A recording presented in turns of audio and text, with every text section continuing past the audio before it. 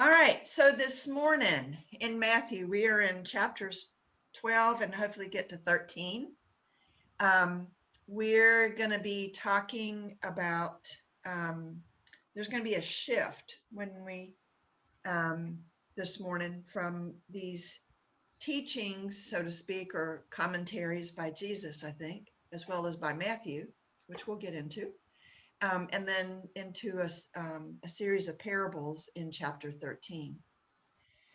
So we're on page 56 in volume 2 of Barclay's commentary on Matthew. And so this passage is about signs. Well, I saw the Campbells were trying, so I hope they come back to join us. So Sarah, we've got our routine. Sarah reads first. So, and this is titled, Barclay titles this section, The Only Sign. So a little hint there. Okay. All right, Sarah. Okay. Then the scribes and Pharisees answered him. Teacher, they said, we wish to see a sign from you. He answered, it is an evil and apostate generation which seeks a sign. No sign will be given to it except the sign of Jonah the prophet. For as Jonah was in the belly of the whale 3 days and 3 nights, so the Son of Man will be in the heart of the earth for 3 days and 3 nights. At the judgment of men of Nineveh will be the witnesses against this generation, and they will condemn it, because they repented at the preaching of Jonah. And look you, something more than Jonah is here. The queen of the south will rise in judgment with this generation and will condemn it, because she came from the ends of the earth to listen to the wisdom of Solomon. And look you, something more than Solomon is here. All right, so look you. We're going to be hearing that a couple of different times this morning, Barclay and his look yous, to get our attention. So speaking of attention, and talking about Jonah, Matthew brings Jonah into this. Did you see the news story about the guy that did get swallowed by a humpback whale? Oh. Yeah. Yeah, it happened this week. He was diving for lobsters and so was down at the bottom, and this humpback whale came through and swallowed him. Took him into his mouth. Yeah. But the expert said that the humpback's throat is too narrow. They couldn't have swallowed him all the way. But anyhow, so he was in the mouth of the humpback, and there were people, the guy's shipmate or whatever was, up on the surface. And apparently there was somebody else that witnessed the humpback come up out of the water and spit the guy out. The headline I saw was that the whale sent him back to the kitchen. He wasn't done. Okay. Well, he had all his scuba gear on, so who knows what impact that may have had. So I thought that was rather canny, that it was a story of a guy being swallowed by a whale, and we're going to be talking about Jonah. Okay, so Barclay starts off in talking about this passage. He quotes Paul from 1 Corinthians 22, and I looked this up to see if this is how it's actually translated or this is how Barclay translated. And the RSV does say in 1 Corinthians that Jews demand signs. That it was characteristic of the Jews that they asked for signs and wonders from those who claim to be messengers of God.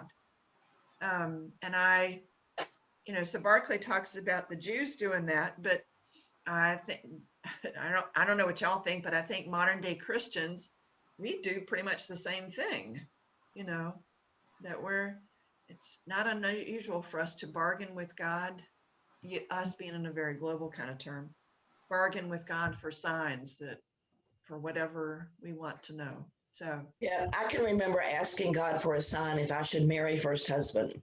And I thought I got the sign I asked for. Maybe I did, but it was not a good experience. You know what? Everything you go through contributes to making you the person that you are today. That's true. Exactly. It does. Yeah. And I would be a very, very different person if I had not gone through that marriage. Exactly. Yep. Same here. Yep. Everything. There's always something to learn. I was getting ready to speak in the past, but hopefully I still have some more life ahead of me. So no matter the experience, to me, there's always something to learn. So, good morning, Gail. Good morning. How are you guys? Good. How are you? Okay. Good. Harold, okay? Yeah, he's okay. He'll make it in Okay. here. You'll All know right. he's here when I have to do the camera off. I have a quick question regarding that scripture where they say, "Look, you." It's Yeah. almost like a dog whistle. He's trying to get everybody's attention. My question is, in your friendships or marriages or whatever, do you have a code phrase that the other person may use to let them know you need to listen? Because Chris and I, if ever I'm not What paying, did you say? What? because with my husband, if he's saying something and he really wants me to pay attention, he'll say, "Hello, hello." Tom and I actually have the opposite. I have a signal for him when I tell him to shut up. All right. Well, if you guys are ever around Mother and I, the signal between us is I call her by her first name. I go, Myrna. And I have learned I have to be very careful about using that in front of her peers there in the retirement center, because they think I am an extremely disrespectful child. She's gotten some real rough feedback about that. I haven't checked it in comparison scripture or not, but I know that Jesus, and usually in the Bible, it's always truly, I tell you, okay? He constantly repeats, truly, I tell you, or something like that. And I wonder if look you is Barclay's translation of that. Yeah, look you is definitely Barclay's insertion. Yeah, but is he replacing truly, I tell you with look you? I looked at when I read my New Jerusalem. So, but yeah, Barclay definitely uses it to, for emphasis and attention. I've noticed also when Charles Stanley preaches, he has a phrase, and I can't think of it off the top of my head, but he has a phrase that he uses for very similar to look you. Yeah, I've got to think of it now of what it is. Yeah. All right. Well, let us know when it comes to you. All right. So, so Barclay tells this story about this rabbi who was asking for a sign, and all kinds of things happened, like trees moving and walls of buildings leaning and all that. And then he still didn't get it. And a voice came from the sky saying, "What have you to do with Rabbi Eliezer? For the instruction is as he teaches." That, the sign was right there in the message he was trying to give. And Barclay goes on to make the point that that while the Jews historically, as well as people nowadays, oftentimes are looking for some really major sign, some really unusual kind of thing to happen, the signs actually occur in normal, everyday events. The friend that reaches out, the card that comes in the mail, the phone call we get, the gentle word from another person, the words of encouragement, that the signs we get are usually very normal, everyday events. I have often said that I summarize my life that maybe my life is meant to serve as a warning to others. Ooh. I have very, very distinct memories of leaving the office where I signed my separation agreement, which if you've ever signed one with children, it basically lists the children like it does the Plymouth or the Ford, you get this, you get that. And so I was driving down Jeff Davis Turnpike, just more or less distraught, when on the radio comes the song, "Only the Strong Survive." I took that as a sign. I just found in the King James version of the Bible, wherever Barclay used "look you" in his translation, it says "behold." Oh, okay. Okay. All right. And Barclay references, you know, in his commentaries, when he's referencing the authorized version, that's the King James. Yeah. So he's translating "behold" as "look you." Ah, okay. All right. Okay. So in Jesus's response to the Pharisees, you know, they're saying, "Hey, we want a sign from you." He responds that it's an evil and apostate generation which seeks a sign. And so that word apostate can also be translated as adulterous, but adulterous in a different kind of way, in terms of being unfaithful to the nation of Israel. My version says faithless. Mm-hmm. Mm-hmm. Yeah. So it's one of those words that to look at the, you know, the different ways of translating gives a deeper understanding of what it's about. So obviously we know of a number of stories from Israel where the Israelites were faithless or adulterous in terms of being disloyal to God. So Barclay describes it as an infidelity to God from which all sin, physical and spiritual, springs. So that deep kind of separation from God. So, and Jesus is saying that the only sign that will be given to the nation is the sign of Jonah the prophet.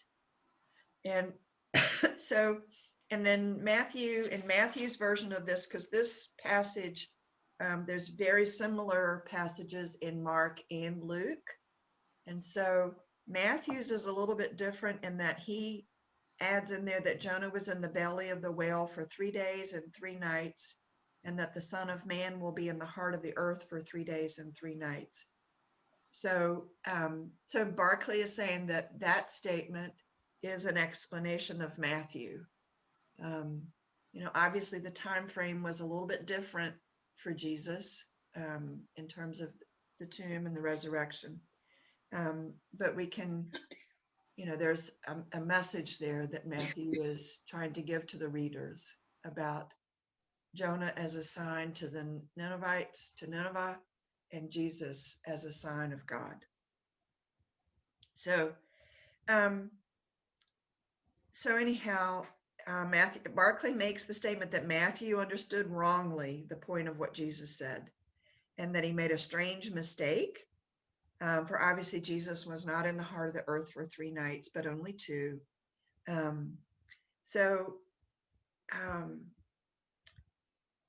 So the point is, though, that to the Ninevites, Jonah himself was God's sign, and Jonah's words were God's message. All right. And so Jesus is saying, you're asking for a sign. I'm God's sign. You have failed to recognize me. The Ninevites recognized God's warning in Jonah, and the Queen of Sheba recognized God's wisdom in Solomon. In me has come to you a greater wisdom than Solomon ever had. This is Barclay's paraphrase. In me there has come to you a greater wisdom than Solomon ever had, and a greater message than Jonah ever brought. But you are so blind that you cannot see the truth, and so deaf that you cannot hear the warning. And for that very reason, the day will come when these people of the past who recognize God when they saw him will be witnesses against you, who had so much better a chance and failed to recognize God because you refused to do so. So that these Pharisees have the chance, but they're refusing to do it.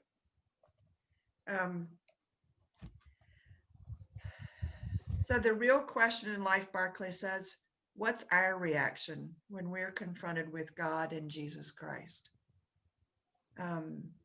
Is there bleak hostility when we're confronted with Christ? Or is it a humble acceptance of God's warning? So the all-important question is, what do you think of Christ? How do we react when there's a message from Christ for us?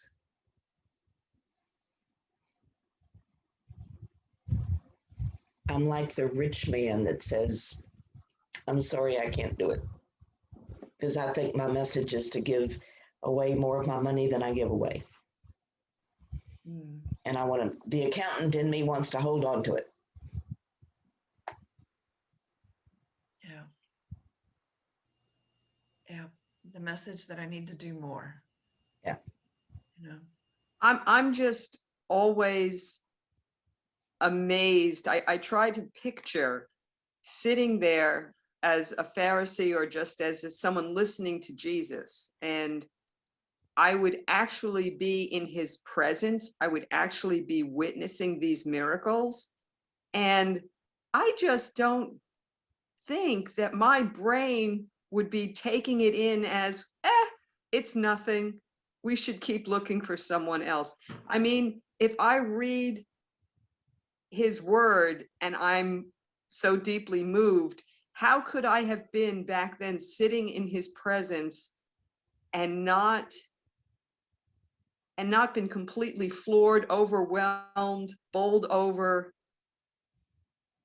That's just, how would I have been sitting there going, no, you need to give me a sign. Well, part of, I'm always standing up for the Pharisees at some point. Part of the issue is that Jesus was not unique in his day. He's unique because we're still talking about him and we're not talking about those other guys. But he was not the only person performing miracles and healings. He was not the only person preaching. And so we don't know that. The Sunday school books don't teach that. What makes Jesus special, and Doug White actually said this in a sermon one time, is that we're still talking about him today. The Easter moment is what elevated him. And Well, the Pharisees hadn't experienced it yet. I don't know. If I had been sitting there and seen him heal, someone's withered hand, I mean, just to watch that physical transformation. And I don't know, you're saying that there were other people doing the same thing. I can't think of anyone in our day and age who is walking around and physically healing someone by speaking about them or speaking to them. So if that was going on like an everyday commonplace event, I don't know, there would have been more writings about other people doing this level of miraculous outcome. Well, there may have been writings, but the other people didn't come back to their followers after they died. Because remember, even the disciples were cowering in fear, within the week after Easter. They weren't going out, reminding people all the great works and words of Jesus. They were hiding in fear for their lives. It took a while for them to catch on to, oh yeah, we saw something special. We need to go out and share it.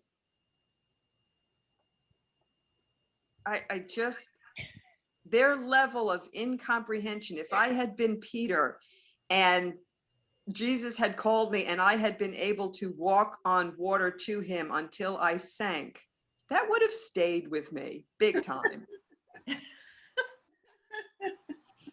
True. And all right, so there's two thoughts that I had, Sarah, as you were talking. One was,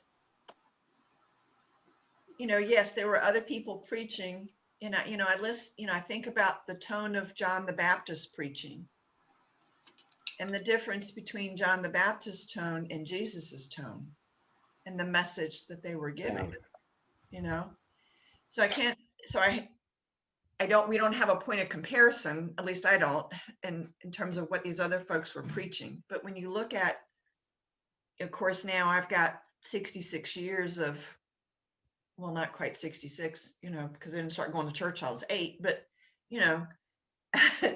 that length of time, so 54 years, looking at, or 50, I don't know, whoever knows, but 58 years, 58 years of, processing this message. And then, thinking back that, there's times in my life that I was a Pharisee. I was like, these are the rules and we got to follow the rules. And now I'm like, what's the final outcome of this action? I don't care whether it follows the rules. What is the final action? What's the final outcome of this action? So, I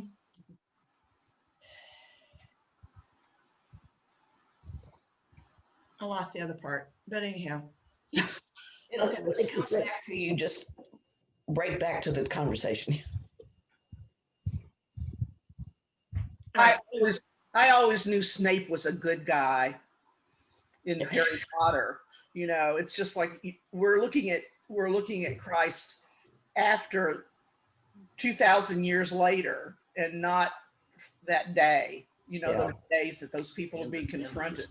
We're seeing the end of the story. We've seen the end of his message, and others haven't seen that. The Pharisees haven't. All they know is there's someone out there breaking the rules and threatening my job and the way I believe what God is telling me to do.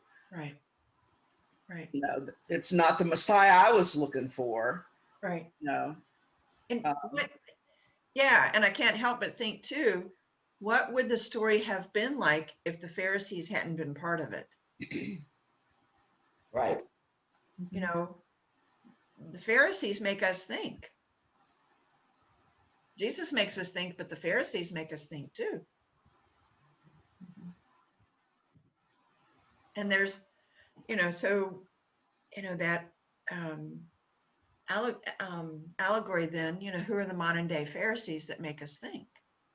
Well, and look at Thomas, even after all of this has happened, he's not going to believe it until he sees it, until he sees the sign that we're talking about here. And he's been with Jesus all along. Yep. So it's a process. I think no matter how many times Jesus told the disciples what was going to happen, they did not believe it. And I think they were absolutely dumbstruck when they saw what happened. I think it was so in such opposition to the vision that they had that I think they felt like the earth had crumbled from beneath their feet.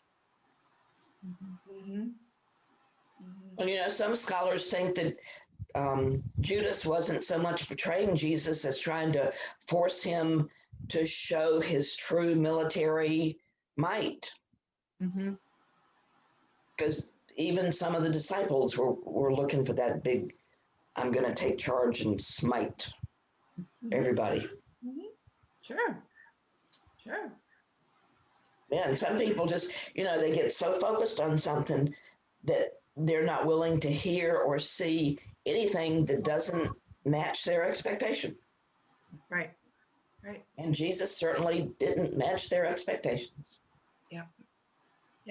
Have you ever been looking for something in your house, like you lost you're looking for that pencil you had a few minutes ago, and your mind says that pencil's blue, but it was really red.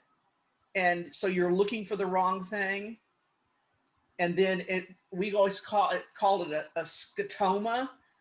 It's your mind's not finding something because you're not looking for what it really is.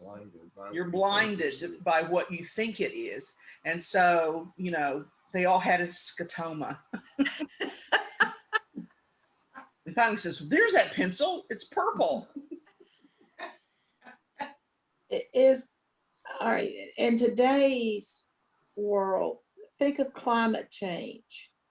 How many people don't believe that there's really a climate change? And then if you go back and look at last year's pictures that you saw of cities, that you could see the skylines because there was no smog, because the cars were all home. Isn't that sort of like you're seeing, but you're not believing, but yet some people still do not believe that climate change is happening? Well, it's also because in Jesus's time as well as our own, we're so polarized that we only listen to the message of the group that we're associated with around us. So if we don't believe in climate change and there are a few voices saying that's out there, you dismiss it. Mhm. We have a friend whose brother didn't believe in COVID. It wasn't a problem. It's all political thing. And then he got it. And then he actually went back to his sister and said, you know, I was wrong, because he thought he almost died with it. But he wouldn't ever admit it, you know, before. Never would wear a mask, you know. So I think, you know, I think it behooves all of us to consider other points of view, to hear the other side. Well, everybody knows that COVID is caused by 5G cell towers. And that if you get the vaccine, it turns you into a magnet. That I just read that one yesterday. That was a new one. I hadn't heard that one before. Now that's All right. news to me. Oh, yeah. one of the ladies that I work with was in a store. I think she was in out Powhatan way, and she walked in. She didn't have a mask on, and the cashier asked her about it, and she said she'd had a vaccination. Well, the woman backed up like she was radioactive, and she says, "Don't you know that those things will make you sterile?" Oh yes, yeah, yeah. That's been a major one going around. Yep, yep. That's a major one going around. Yep. Okay, so speaking of those kinds of phenomena, it leads right into this next passage. So going with our routine, Susan. Excuse me, you made me laugh. When an unclean spirit goes out of a man, it goes through waterless places, seeking for rest, and does not find it. Then it says, I will go back to my house from which I came out. And when it comes, it finds it empty, swept and in perfect order. Then it goes and brings with it 7 other spirits more evil than itself, and they go in and take up their residence there. So the last state of that man becomes worse than the first. So it will be with this evil generation. So, okay, so this is the next part of Jesus's response to the Pharisees' question, asking him for a sign. And this passage is also a very similar version, just in Luke. It's not in Mark, but it is in Luke. So, so Barclay likens this story to a little parable about a haunted house, as far as evil spirits being in this house. So, so I want to. I'm not sure, you know, Barclay goes on to see this as sort of a commentary on the church. And I guess it could be seen that way. But so the evil spirits vanish from the guy, but it's not destroyed. You know, it comes back.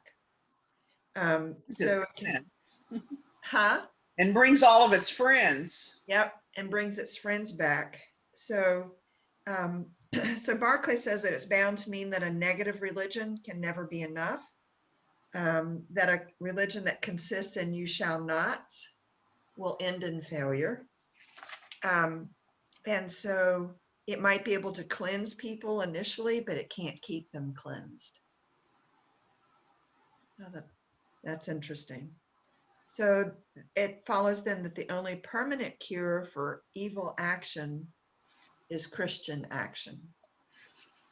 So to put it quite simply, Barclay says the church will most easily keep its converts when it gives them Christian work to do. So it is the positive presence of work for Christ. Barclay feels that this passage is calling on the church to keep the focus on Christian actions. Keep those evil spirits at bay. They're not going away. Is this the message that Jesus was trying to convey in that particular circumstance? That's what this is Barclay's interpretation. When I, looked at my other source with the People's Commentary, it noted that the message here is not totally clear, that there's, Well, I would concur with that. I kind of think that Barclay's winging it here. I just, this is not a passage that in all the years I have gone to church that I hear frequently read and discussed. I mean, Sarah, your thoughts? No, I agree, but I did have two thoughts reading this section. I did like the way he said, if you're when he made it more personal, if you're trying to get rid of a bad habit, you can't just stop doing the bad thing. You have to replace it with something good. I have a great nephew who is a heroin addict. And when he started cleaning up, he actually moved to South Carolina to live with his biological grandfather. So to remove the bad influences out of his life, he knew he couldn't stay in the Richmond area. He had to replace his surroundings with something different. Mm-hmm. And then the other thing, going back to the piece about you've got to give Christians some Christian work to do, reminds me of Cindy's policy. Every time we've got a new member, she immediately figures out what they're good at and puts them to work. And that is something that I really enjoy about our church. And yet I know people who that is such a major turnoff for them that the minute the church asks anything of them, they're gone. I think that may be a reflection of a bad experience in the past in some way or other. Well, I think there are those folks who they want church to be comfortable and easy. And easy. Easy is the key, yes. Easy is the key. I want to go on Sunday morning and give me a message that I can walk out of here feeling like I did a good thing by coming to church and call it quits at that. Well, I think that's why it's important that you try to figure out what that person is good at, what their strengths are, and what they enjoy. Because, I don't mind washing dishes in the kitchen, but I hate, detest, and despise having to call somebody on the phone and ask them to do something. So give me the dirty dishes, I'll clean out the grease trap and be a, onward Christian soldiers, but please don't make me ask somebody to be on a committee or volunteer for something. It wasn't there recently, Nancy, weren't we in the kitchen together and something was going on with the garbage disposal? And I was so proud of you, just stuck your hand right down in there and retrieved what it was. I don't remember that, but okay. I think it was you, whoever it was. I was like, all right, I want to hang out more with this woman. I'm not the only one who's put my hand in the garbage disposal. Anyhow. I kind of like this scripture, but when it says that when the evil spirit goes out, that and it comes back and it finds that person has been swept clean and in perfect order. So that you remove an evil spirit from someone and they are now clean and in perfect order, but then they go out, they want to go back home. And so they go out and try to get even more evils for you to challenge that clean spirit with, to move back in, so it's like you've been cleansed, but then now you're right for all these other things, Yeah. Let's try, okay, she won't eat chocolate anymore. Let's go and get cinnamon rolls and whatever and see if they'll take the bait, So it's like you're always being kind of tempted to do something. Let's not just go and steal a comic book when you're a little child from a store. Let's go and steal something from someone's house, or let's go and rob a bank, or let's go and, there's always that the craving for whatever you made that spirit come in the first place is still in that clean house, but you might go out and find something even more evil rather than as you all were talking about, replacing it with some good work in serving people. Yeah, maybe Jesus was trying to warn the Pharisees that, I've cleaned out some evil spirits and I've left people clean. But when I'm gone, all hell's going to break loose. Oh, Nancy, wow. Yeah, because Yeah, that's good. this is still part of his answer to the Pharisees. Right. Right. Yeah. Whoa, we ought to get you to write a commentary, Nancy. I think not. The dishes. You dictate and I'll write I'll it. do the dishes. Maybe it's something to do with not the person that the unclean spirit goes out of, as much as I've cleaned out this person, I've made them well, but when I'm gone, there are going to be 7 of you guys coming back to try to get him back to the way he was. Mm-hmm. And I've been also thinking, and I'm not sure how it plugs into what we're talking about, but this idea of going out doing good work. I've often heard that if you want to solve your problems, go out and help somebody else. Yeah. Go do something good for somebody else. Don't sit there and wallow in your own pity and problems. So I'm not sure how that plugs into what we're talking about, but that's what's going off in my mind. Right, right, I think maybe, if you've got a closet that is just packed with stuff, and one Saturday you finally get up and today we're going to clean that closet out. By the end of the day, the closet's spotless, empty. What's going to happen to that closet over time? Mm-hmm. You're going to fill it with one thing or the other because there can be no void. So you either fill it back up with the same clutter you had, or different things are going into that closet, but something's going back in the closet. And you decide, is it godly things, godly thoughts, spiritual things, or the same old, habits and things that you had before, perhaps. That might not be a bad analogy there, because as I try to clean out a closet, I can pull it all out, and I think, well, I'll keep that, and I'll use that as a work shirt. I'll go back in again. I might get rid of 2 things. right. Yeah, so when we clean out those closets in our souls, and the fears and the anxieties and the anger, what do we do with that? What is it? Nature abhors a vacuum. Yeah. Right. And I like Harold's comment there. It's making me think maybe it's about discipline. I got it cleaned out, but now I have to have the discipline to keep it cleaned out. Yes. Yes. Yes. Exactly. All right. Well, let's, anything else anybody wants to add before we move to the next passage, which it goes in a different direction. All right. And I'll read this one. And there are 2 look yous. And y'all know by now that these look yous bother me. So now that we know that they're Oh, could also mean behold, I'm going to use behold in place of these look yous.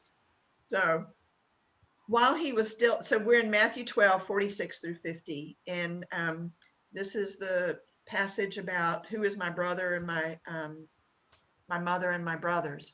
And this passage is also in Luke and Mark. So while he was still speaking to the crowds, while Jesus was still speaking to the crowds, behold, his mother and his brothers stood outside, for they were seeking an opportunity to speak to him. Someone said to him, behold, your mother and your brothers are standing outside, seeking an opportunity to speak to you.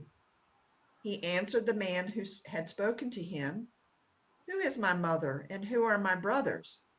And he stretched out his hand toward his disciples. See, he said, my mother and my brothers. Whoever does the will of my Father in heaven is my mother and sister and brother.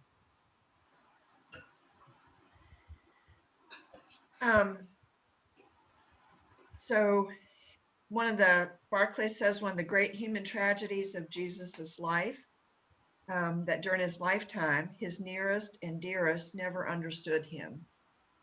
In the book of Mark, for this passage, also includes a couple of verses about how his family thought he was deranged. Matthew doesn't include that, but Mark did in his version of this story. So, and in fact, to that, they tried to restrain him. His friends tried to restrain him. So they were so concerned about him. So there've been many times during history where people have embarked on a Christian lifestyle and people thought they were odd in different ways.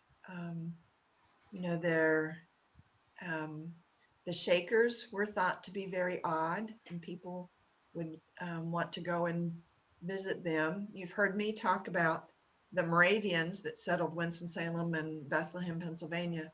When they constructed their churches, they set the windows up higher in the sanctuary because people would come and stare through the windows.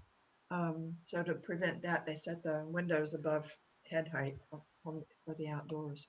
So anyhow, but Barclay goes on to talk about that Jesus is defining here his new family, and that Barclay goes on to talk about what true friendship and true love are founded on, that it's founded on a common ideal, that we can have different backgrounds and mental capacity and methods, but a common ideal and their work together. It's focused on a common experience and the memories which come from it. And it's also true love is founded on obedience. Jesus said in John 15, Barclay quotes, "You are my friends if you do what I command you." So that's a pretty clear statement, expectation on Jesus's part. When I look at my screen right now and your faces and all, we obviously have some common ideals. We have some common experiences, and we also have an obedience to God. And it was what I've experienced with all of you. So Barclay's saying here that Jesus is broadening that definition of family. I remember going back probably 15 years, I had an opportunity to apply for a job in Florida. And I thought about it long and hard. And this was the group I couldn't leave. Mm. I could have left my family. I couldn't leave my church. Yeah. So, because we've definitely gotten through this past 15 months, 16 months together. Yeah. Yeah.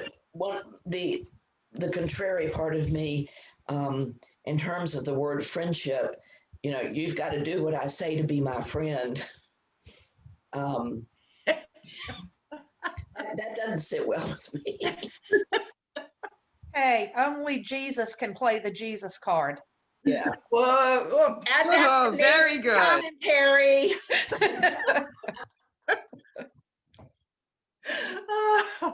I just go with Claire here that what I don't understand about this is when Jesus's mother's out there, if anyone knows anything, she should know, who he is. And yet she's out there with the brothers, and I mean, if I'm after immaculate conception and all that she's been through, not to believe. Well, I want to qualify it though. This is how. Maybe they just brought her along because they didn't want to leave her by herself. Yep. Maybe so. I would say two things. He said that out of his mother's ear range. He did not hear that. And it doesn't say he tarried long before he went out. It just, he said this maybe as he's digging his way through the crowd to get out the door. Maybe so. Maybe so. But we have to remember, Mary was there at the crucifixion. So I remembered now what I wanted to say about the previous passage. Okay. All right, I can't remember where, so the previous passage talking about the evil spirits. But wasn't there was at least one other time here in Matthew where Jesus has referred to evil, and the presence of evil. Do any of you guys remember that, or am I making that up? I don't remember it, but that doesn't mean it's not there. All right. So anyhow, moving on. It's All in right. the Lord's Prayer. True. Yep. That evil, for whatever it is, for whatever reason, is there and it's not going away. Yep. Okay. So anything anybody else wants to add about this passage before we move into, or at least Well, I just thought about, if is evil necessarily there if there is the absence of good? Let's say someone doesn't accept his word, so you're not doing the right thing. Does that necessarily mean evil? But then I thought about, there is no neutrality, because Christ is very against, you're either those who are not for, those who are not against us are for us. So yes, you couldn't just be, absence of good would be evil. Yeah. Chapter 13 moves into Jesus. It's the whole chapter is Jesus telling parables, and talking about why he does that, or Matthew adding some commentary about why Jesus does that, as the commentators have said. And we've talked so many times before about parables. When we did Mark and Luke, obviously we talked about parables. So anyhow, so that's a quick introduction to next week, when Susan will be moving into chapter 13 and talking about parables.